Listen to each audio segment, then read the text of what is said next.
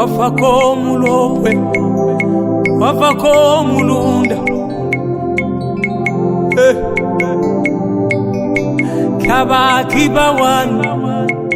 kabakibawana sengayo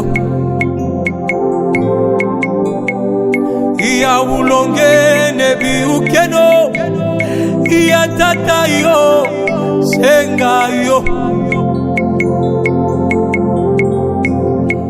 bafuindi bakuyuke wilezawa moto sengayo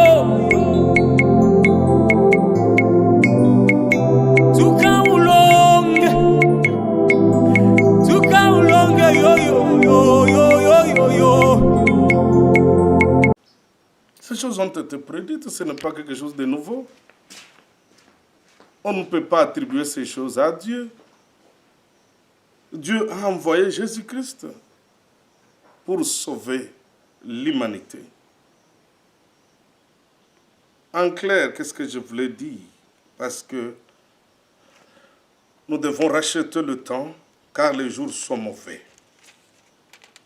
Nous devons nous focaliser sur ce que la parole de Dieu dit. Nous devons nous focaliser, lever nos yeux vers Christ, l'auteur et le consommateur de notre foi. Amen. Rappelez-vous de Pierre, dans Matthieu 14, à partir du verset 25 au verset 29. Jésus-Christ, après avoir multiplié le pain, pour nourrir la foule qui suivait l'enseignement depuis 3 jours, harassés, fatigués, les gens sont venus, ils ont mangé. Il a fait précéder les disciples de l'autre côté du lac et il est resté prier. Pendant qu'il traversait au milieu du lac, l'ouragan, la tempête s'est levé ou se sont levés contre la barque. Ils étaient terrifiés, partout c'était noir, c'était sombre. Et ils étaient en menace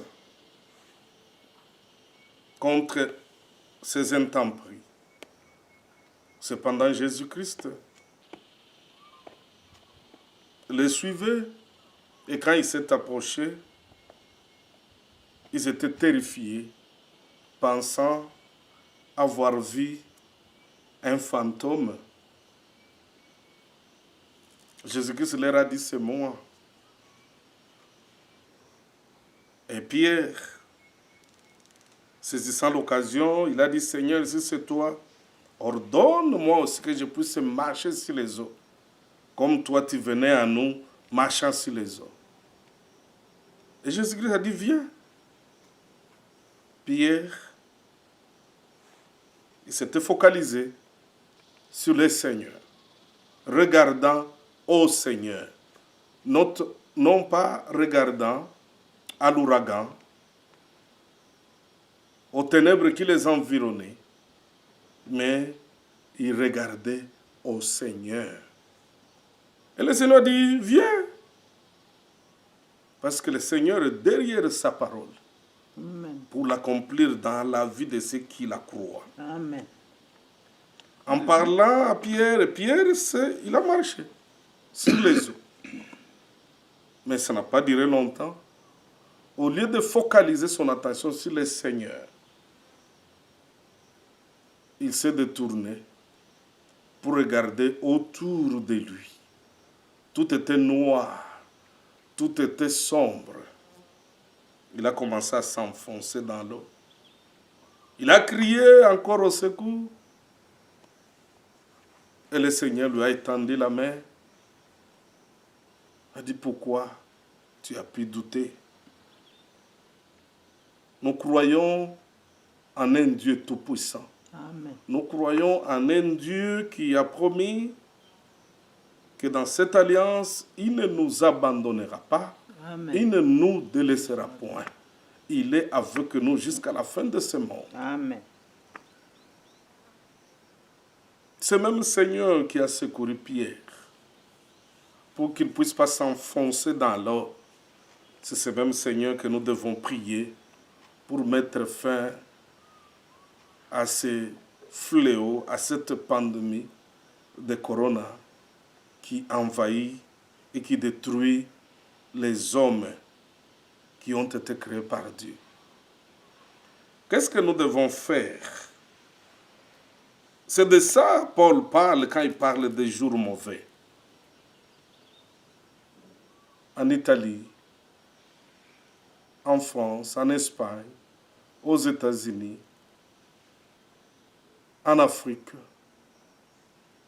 partout, les cadavres se comptent.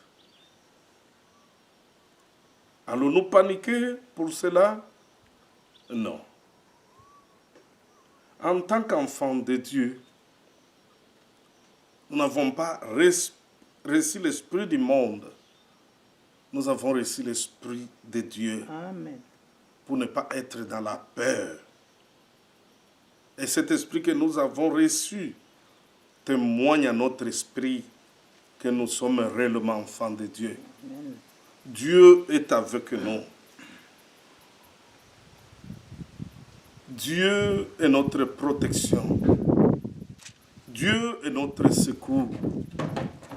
C'est que les hommes de Dieu, et en Europe, et aux États-Unis, en Afrique, c'est le temps de nous focaliser sur les promesses de Dieu. C'est le temps de prier. Nous devons prier. Nous devons prier pour que Dieu intervienne. La solution du monde est dans l'Église. Amen. C'est là que Dieu est. C'est là que Dieu réside. La sagesse de Dieu est dans l'Église. C'est le moment que tous les hommes de Dieu, au lieu de passer leur temps à suivre les informations, c'est le temps qu'ils cherchent l'information divine. Amen. Dans la prière. C'est le temps qu'ils lisent les promesses de Dieu. Il est écrit clairement dans Jean 16, 33, de la bouche du Seigneur Jésus, que vous aurez beaucoup de tribulations dans le monde. Mais croyez à moi, j'ai vaincu le monde. Le corona a été vaincu à la croix. Le sida a été vaincu. Jésus-Christ a été blessé pour notre guérison, pour notre délivrance. Nous ne devons pas paniquer comme le monde. Nous avons un Dieu vivant et vrai. Le Dieu qui a créé le diable, qui a jeté ou qui jette la panique dans le monde entier au travers du corona. Nous n'allons pas craindre. Parce que Dieu est avec nous. Nous devons prier. Nous devons lire la parole de Dieu. Psaume 91.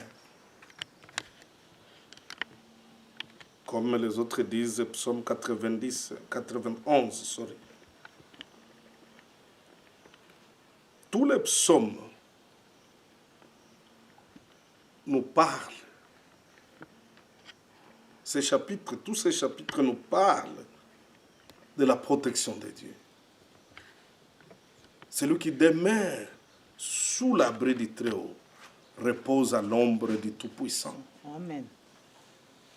Ces psaumes nous parlent du filet de l'oiseleur contre lequel Dieu nous protège. Ces psaumes nous parlent de la peste, de l'endémie, de la pandémie qui frappe dans les ténèbres. Nous sommes les enfants de la lumière. Nous sommes dans la lumière. La Bible dit que 1000 tombent à ton côté, 10 000 à ta droite, tu ne seras pas atteint. Ce Dieu-là nous garde. Ce Dieu-là nous protège. Il nous protège non pas seulement contre les démons, les sorciers, il nous protège aussi contre toute maladie, toute endémie et toute pandémie. Nous devons seulement continuer à les glorifier. Nous devons continuer à les célébrer. Il a permis, et c'est pourquoi il a permis, mais il n'est pas l'auteur. Mais le corona ne vient pas de lui. Ça, c'est l'œuvre du malin. Parce que je ne comprendrai pas le Dieu qui nous a mené la vie abondante et qui veut aussi que nous puissions jouir de cette vie abondante. Je ne pense pas que la peste, l'endémie ou la pandémie fait partie de la vie abondante. Non. Les bonnes choses ont été créées pour nous, ses enfants. La pandémie